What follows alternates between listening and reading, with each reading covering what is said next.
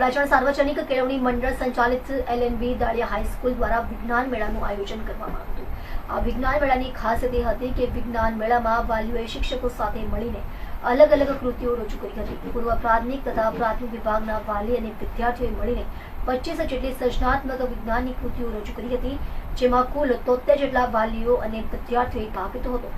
બાળકોમાં નાનપણથી જ વિજ્ઞાન પ્રત્યે રસ કેળવાય તેમજ સ્વચ્છતા ત્યાં પ્રભુતાનો અર્થ સમજે। આ ઉપરાંત ગ્લોબલ વોર્મિંગથી વધતી અસરોને ઘટાડવા નાના નાના કેવા પ્રકારના પગલાં લઈ શકાય તેની જાગૃતતા લાવવાનો નાના બાળકો અને વાલીઓ દ્વારા સાથે મળીને પ્રયત્ન કરવામાં આવ્યો છે, જેમાં શાળા સંચાલક મંડળના સમગ્ર ટ્રસ્ટીઓ અને આચાર્યોનું આ કાર્યક્રમને સફળ બનાવવા માટે ઘણું મોટું યોગદાન રહ્યું હતું। જય શ્રી કૃષ્ણ, મારું નામ નીરવ ઠાકર છે અને આ સાર્વજનિક કેળવણી મંડળ અડાજણ ગામ સ્થિત જ્યાં દાળિયા સ્કૂલ છે એના એક વાલી તરીકે અને મારી દીકરી અહીંયા ભાર્ગવી ઠાકર અહીંયા બાલવાટિકામાં અભ્યાસ કરે છે અને ઉત્તમ પ્રકારે આ સ્કૂલનું શિક્ષક મંડળનું વાલીઓ સાથેનું આ એક વિજ્ઞાન મેળાનું આયોજન થયું છે। વિશિષ્ટ પ્રકારનું જ્ઞાન એ વિજ્ઞાન જે તમારા જીવનની અંદર ખૂબ જ જરૂરી છે।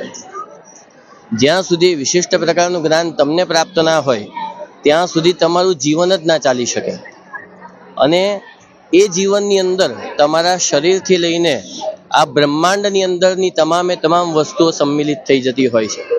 પછી એ શરીરનું તંત્ર હોય, સમાજનું તંત્ર હોય કે આ બ્રહ્માંડનું તંત્ર હોય, અંદર શરીરથી લઈને બ્રહ્માંડ સુધીની તમામે તમામ વસ્તુઓને આવરી લેવામાં આવી છે। એનું નામ વિજ્ઞાન।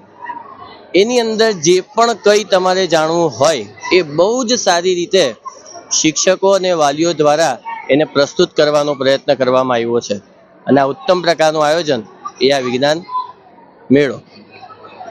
અમારું નામ ગ્રીષ્મા મૌલિક પુરોહિત છે। હું સાર્વજનિક કેળવણી મંડળ સંચાલિત સાર્વજનિક પૂર્વ પ્રાથમિક વિભાગ અને પ્રાથમિક વિભાગના આચાર્ય શ્રી છું। આજે ધોરણ 10મી તારીખે સર્જન નામનો એક કાર્યક્રમ રાખ્યો, શું છે એની વિશેષતા? આજનો જે કાર્યક્રમ યોજાયો છે, એકચ્યુઅલી સાયન્સ ફેર તો બધી જગ્યાએ યોજાતા જ હોય છે અને ખૂબ ઉમળકાથી વિદ્યાર્થીઓ ભાગ પણ લે છે, પણ અમારા સાયન્સ ફેરમાં નવું એ છે કે અમે વાલી સાથે વિજ્ઞાન મેળો કરી રહ્યા છે અને એનું નામ આપ્યું છે અમે સર્જન।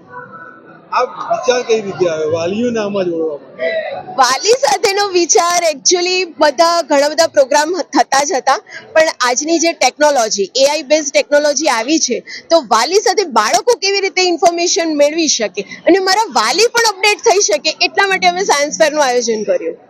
વાત કરીએ તો વાલી એને તો 10-20 વર્ષ છોડી દીધું છે પણ શિક્ષણની સાથે નવા તબક્કામાં તો એને અપડેટ થવું જ પડશે। આ અપડેશન માટે થઈને વાલી પણ વિદ્યાર્થીઓ સાથે મળી અને નવી ટેકનોલોજીની સાથે આગળ વધે એટલા માટે। તમારો વિચાર વાલીને રજૂ કર્યો તો એમની કઈ રીતે પ્રતિક્રિયા છે? બહુ અઘરો સવાલ છે આ સર। એકચ્યુઅલી વાલી સાથે જ્યારે આ ડિસ્કશન થયું ત્યારે સૌપ્રથમ તો પહેલા તો દરેક શરૂઆતમાં નકારાત્મક થતી હોય છે, પણ ધીરે ધીરે વાલીની ખૂબ સફળ રહ્યો અને આજે બધા વાલી ખૂબ અમારા સાથ સહકાર સપોર્ટ સિસ્ટમ સાથે ખૂબ ઉમળકાભેર અમારા આ કાર્યક્રમમાં જોડાયા। સૌથી સારું બનાવેલું હોય કૃતિ વાલી? આ તો બહુ ટફ આન્સર આપવો અઘરો છે, કારણ કે દરેક બાળક અલગ છે, દરેક વિદ્યાર્થી અલગ છે, એમ દરેક વાલી પણ અલગ છે। એક પણ પ્રયોગ રિપીટ નથી થયો અને દરેકે દરેક કૃતિ મારા માટે તો બેસ્ટ કૃતિ છે। પ્રિન્સિપાલ અને ટીચરો વાલી આજ સુધી બાળકોને તો ભણાવતા હતા, તો વાલીને જોડી અને કઈ રીતે અનુભવ્યું? વાલીની સાથે જ્યારે ભણાવવાનો તબક્કો આવ્યો ને તો વાલી પણ અમારી સાથે વિદ્યાર્થી જ બની ગયા ભાઈ। જ્યારે વાલી અમારી પાસે આવ્યા ત્યારે એમને નવું જણાવવાનું, નવી ટેકનોલોજી સાથે જ્યારે એમને અમારે જોડવાનો સમય આવ્યો ત્યારે વાલીએ પણ મને એટલો જ સપોર્ટ કર્યો।